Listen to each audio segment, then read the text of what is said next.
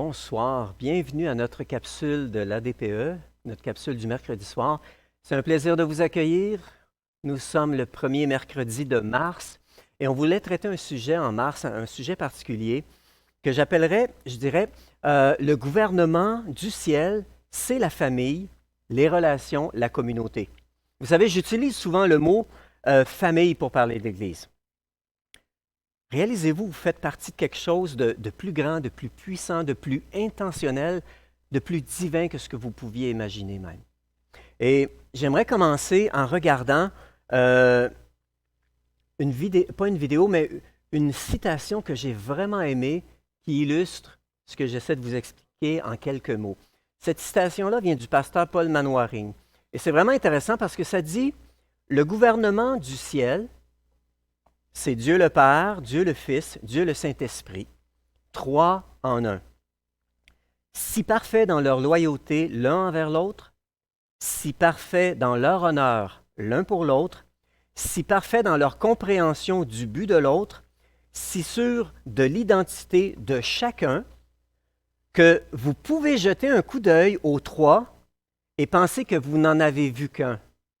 Je trouve ça vraiment bon. Ils sont trois en un en trois.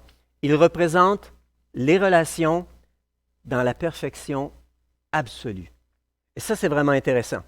Et ici, je veux juste qu'on porte attention à ceci, que vous puissiez remarquer, jeter un coup d'œil aux trois, puis penser que vous n'en avez vu qu'un. Je trouve ça vraiment intéressant. Donc, quel genre, ça là, c'est le genre de réalité que je veux voir sur la terre. Et vous savez, la Bible, c'est une histoire de famille en réalité. La Bible est une histoire de famille. Et nous voyons ici, juste avant on ne va pas regarder tout de suite ce verset-là, je vais juste vous expliquer quelque chose. Dieu a dit, faisons, au pluriel, faisons l'homme à notre image, selon notre ressemblance. Vous savez, la Bible, c'est en réalité non seulement une histoire de famille, mais c'est l'histoire d'une famille déchirée. Dans le Jardin d'Éden, l'homme s'est séparé de Dieu par son choix de désobéir à Dieu et d'obéir à Satan. Mais on oublie, comme je l'avais mentionné dimanche matin, que la Bible, c'est aussi l'histoire d'un père rempli d'amour qui a été séparé de ses enfants qu'il a créés. Et c'est ce Dieu-là qui nous a poursuivis afin de nous réconcilier avec lui. Et ce passage dans Corinthiens est vraiment intéressant. 2 Corinthiens 5, verset 19, nous dit « Dieu était en Christ, il réconciliait le monde avec lui-même en ne chargeant pas les hommes de leurs fautes. » Je trouve intéressant parce qu'ici on parle de réconciliation. On parle clairement que Dieu et Jésus l'ont fait ensemble. Et ce qu'ils ont fait, leur désir le plus grand était de nous réconcilier avec lui. Et vous savez pourquoi je suis vraiment certain que le cœur de Dieu, ou même l'objet de sa justice, c'est la famille et les relations. Vous voulez savoir pourquoi? C'est très, très, très simple. Vous regardez la fin du livre, vous regardez la fin du film, on peut regarder la conclusion d'un livre, la conclusion d'un film, et on va comprendre. Et ici, la conclusion de ce livre qu'on appelle la Bible. La conclusion se trouve dans le dernier livre. Ça ne nous dit pas qu'on s'en va à des élections et puis qu'on va choisir Jésus sur un bulletin de vote afin de rentrer au ciel. Ça ne dit pas qu'on va se présenter devant un tribunal et qu'on va être jugé selon nos mérites. Ça ne dit pas non plus que ce sera le jour de paye, puis chacun va recevoir son salaire selon ses œuvres. Même si on a ces notions-là qu'on voit quelquefois dans la Bible, dans le dernier livre, ce que ça nous dit dans la conclusion du livre, c'est que nous serons la fiancée, l'épouse qui va s'avancer vers le fiancé aux noces de l'agneau pour être unie à jamais au Fils de Dieu, puis appartenir à la famille de Dieu. Et dans Apocalypse, voici ce que nous lisons. Et c'est un passage qui est vraiment intéressant. « Réjouissons-nous, soyons dans la joie, rendons-lui gloire, car voici venu le moment des noces de l'agneau, et son épouse s'est préparée. Il lui a été donné de s'habiller d'un fin lin éclatant. Cette réalité du ciel, Jésus nous a invités aussi à le réclamer avec force en nous montrant comment prier. Mais juste avant d'y aller, regardons bien ici. La conclusion du livre, il y a une fête incroyable qui nous attend au ciel. Nous sommes la fiancée. Hey, on est la belle-fille, c'est spécial. Ça va être la célébration ultime de notre union à nouveau avec Dieu, avec un festin de l'agneau. Nous sommes l'épouse, la fiancée, qui rejoignons le Fils de Dieu. On se marie au Fils de Dieu et on est intégré à la famille de Dieu une fois pour toutes. Pourtant, c'est déjà commencé ici. En recevant le pardon en Jésus-Christ, nous sommes intégrés dans la famille de Dieu, mais ça, c'est le repas ultime, le festin ultime, les noces de l'agneau. Et si on continue, on regarde le verset suivant. Jésus lui-même, quand il nous a enseigné à prier, il dit, « Voici comment vous devez prier. Notre Père qui est dans les cieux, que chacun reconnaisse qui tu es, que ton règne vienne, que ta volonté soit faite sur la terre comme dans les cieux. » Et j'aimerais attirer votre attention ici sur notre Père qui est dans les cieux, que chacun reconnaisse qui tu es. Et de faire venir quoi? Ton règne. Ce qu'il y a dans ta présence au ciel, on veut l'avoir ici sur terre. Ta volonté parfaite, ce qui se passe dans le ciel, on veut aussi le voir se manifester ici sur terre. Alors, j'ai à te poser une question. Qui est Dieu pour toi? C'est important de pouvoir répondre à cette question-là. Qui est Dieu pour toi? Parce que s'il est le patron ou le maître, eh bien, tu vas faire venir une culture, la culture des œuvres et du mérite. Si pour toi Dieu est le juge, bien, tu vas faire venir la loi et la punition. Si pour toi Dieu est le Père aimant qui t'a adopté dans sa famille, qui t'a inclus dans sa famille à travers l'union avec Jésus, eh bien, tu vas faire venir le ciel sur la terre. Et je crois que réellement, c'est ce que Dieu nous appelle, à faire venir le ciel sur la terre. De là, c'est vraiment, vraiment, vraiment important d'être guéri, je dirais, intérieurement. D'être guéri intérieurement, d'être restauré, d'être transformé, d'être renouvelé dans nos pensées, parce que sinon, on risque d'avoir le comportement du grand frère. Vous connaissez la parabole du fils prodigue dans Luc chapitre 15? Le fils prodigue juge son frère, accuse son père et critique le fait qu'il n'ait pas traité selon ce qu'il mérite. C'est vraiment intéressant. Et pourquoi Jésus a raconté cette parabole? Pourquoi Jésus a raconté cette histoire, l'histoire du fils prodigue? On va prendre un moment pour illustrer que le royaume de Dieu, la gouvernance de Dieu, c'est la famille. On le voit ici, dans les expressions que Jésus a utilisées pour présenter le Père.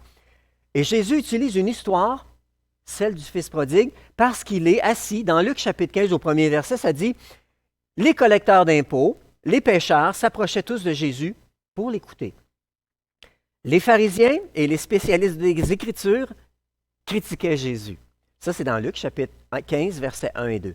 Donc, on voit déjà dans l'attitude des chefs religieux, l'attitude de ce fils aîné, et Jésus raconte une histoire, je crois, pour leur faire prendre conscience. Si nous voulons réellement amener le ciel sur la terre, on a besoin de comprendre qui on représente. On a besoin donc de comprendre qui nous sommes. Quelle est notre identité en tant qu'enfant de Dieu. Donc, la parabole du fils prodigue, je vais juste vérifier quel est mon prochain verset. Parfait.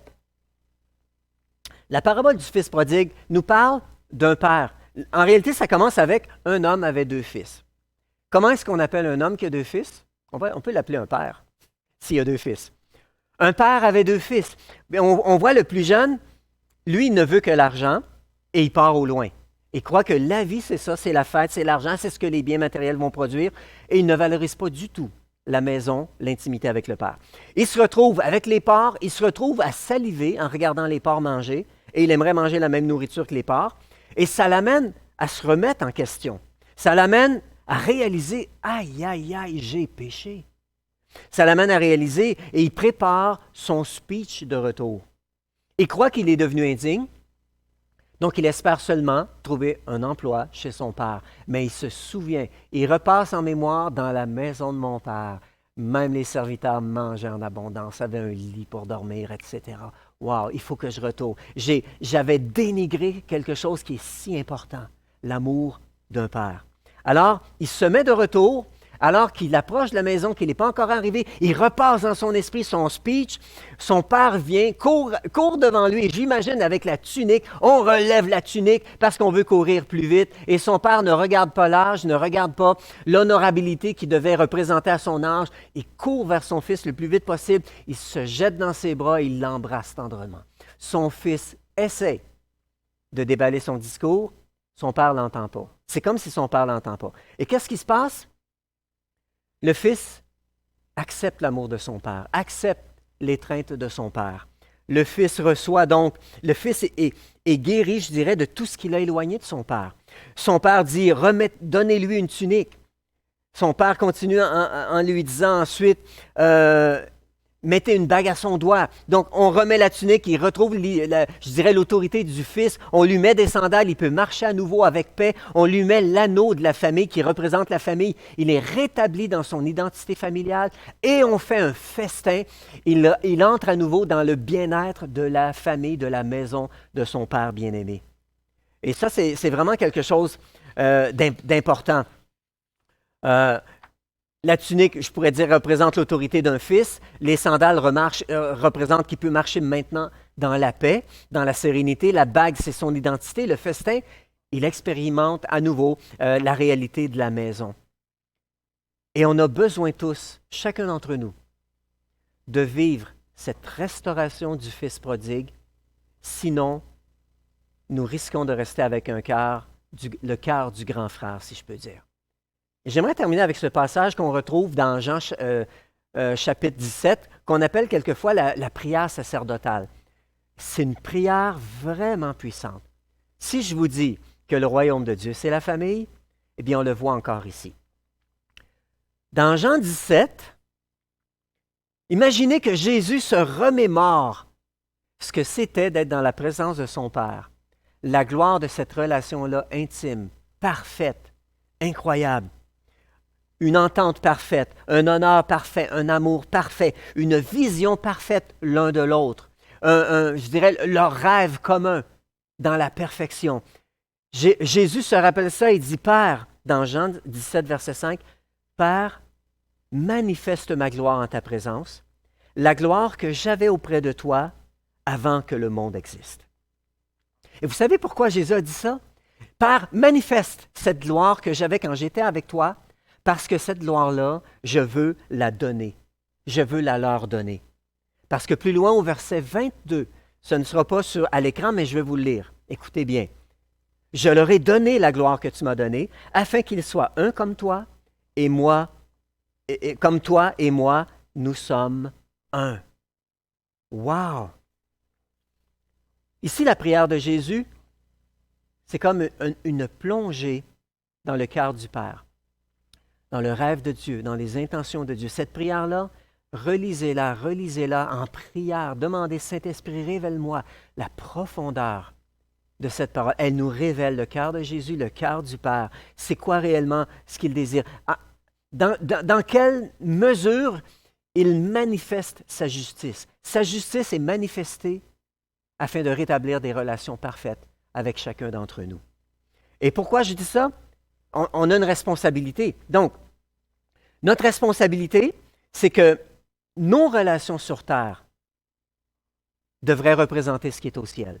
Nos relations en tant qu'époux-épouse, en tant qu'amis, en tant que parents, en tant qu'employés, en tant que citoyens, les relations qu'on devrait démontrer sont la réalité du ciel. Et un peu plus loin, voici ce que Jésus dit en terminant. Il fait cette prière-là et dit, « Je vis en eux, tu vis en moi. C'est ainsi qu'ils deviendront parfaitement un. » On a de la difficulté à comprendre la Trinité, hein? Comme disait la citation que j'avais lue, on voit les trois puis on pense en voir un seul.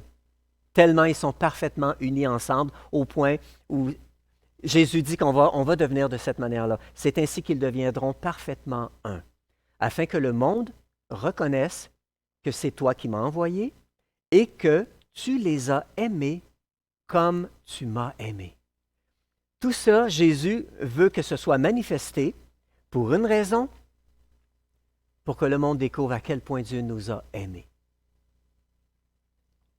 La gouvernance du royaume de Dieu, c'est la famille, les relations, la communauté. Au verset 18, Jésus dit aussi dans cette même prière, « Comme toi tu m'as envoyé dans le monde, moi aussi je les ai envoyés dans le monde. » Donc Jésus nous interpelle de cette manière-là. Donc, le royaume de Dieu, c'est la famille, c'est vraiment grand, c'est vraiment quelque chose d'important. J'ai glané seulement la surface, je dirais, ce soir. Mais joignez-nous au Zoom. J'ai quelques questions à vous poser. On va continuer cette discussion-là. Joignez-vous avec moi au Zoom. On va continuer dans le Zoom tout à l'heure et on va continuer sur ce sujet-là qui est vraiment important. Le royaume de Dieu, c'est la famille, les relations, la communauté, la communion intime. C'est ce que Dieu désire réellement. C'est ce à quoi il s'applique dans sa justice, dans sa bonté, dans sa sainteté. Il a tout mis en œuvre pour nous rétablir parfaitement dans sa présence. Que Dieu vous bénisse abondamment. On se revoit tout à l'heure.